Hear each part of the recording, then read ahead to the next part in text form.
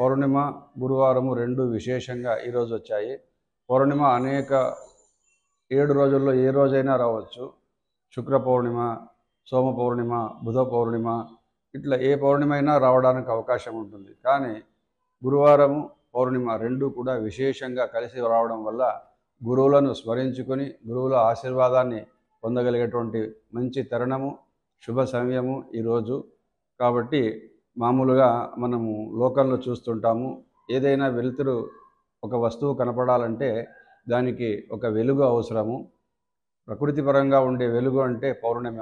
పౌర్ణమిలో ఉన్నటువంటి చక్కని ఒక పిండి వెన్నెల అంటారు కదా, అటువంటి వెన్నెలలో మనకు అనేక వస్తువులు కనపడతాయి.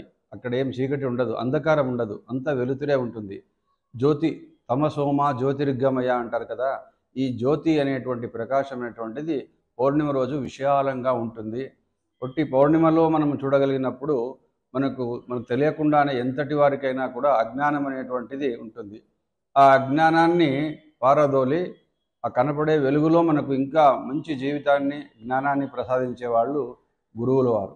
అందుకని గురు పూర్ణిమ అంటే గురుశబ్దస్తు అంధకార, ఋషబ్దస్తు తన్నివర్తక అని అంటారు. కాబట్టి ఈ చీకటిని, అజ్ఞానాన్ని పారదోలేవారే గురువులు. ఆ గురువులు పౌర్ణమికి తోడైతే వెన్నెల ప్రకాశము మనలో ఉన్నటువంటి అజ్ఞానాన్ని పారదోలి భగవంతుడు వెన్నెల రూపంలో అజ్ఞానాన్ని, ప్రకాశాన్ని ఇస్తే గురువు అజ్ఞానాన్ని పరలది ఆ వెన్నెలను ఇంకా ప్రకాశవంతంగా చేస్తాడు. కాబట్టి ఈ గురు పౌర్ణిమ చాలా ముఖ్యమైనటువంటి రోజు. ఈరోజు గురువులను మనం సాక్షాత్తు మనకు మధ్వాచార్యులను మొదలుకొని హంసనామక పరమాత్మ నుండి అందరూ గురువులే. సనక సనందన సనత్ కుమార ఇలా చెప్పుకుంటూ పోతే ఈరోజు పీఠంలో ఉన్నటువంటి సుబుధేంద్ర తీర్థుల వరకు కూడా అందరూ గురువులే. ఆ గురువుల అనుగ్రహాన్ని పొందినప్పుడే మనకు మన జీవనం సార్థకమవుతుంది. తెలియని విషయాలు తెలుసుకోవడము, కష్టాల్లో ఉన్నప్పుడు దారిని చూపించడము, ఇది గురువులటువంటి చేసేటువంటి మంచి పని, వారి యొక్క లక్షణం. గురువులు లేకపోతే మనము గమ్యాన్ని చేరుకోలేము, లక్ష్యాన్ని పొందలేము.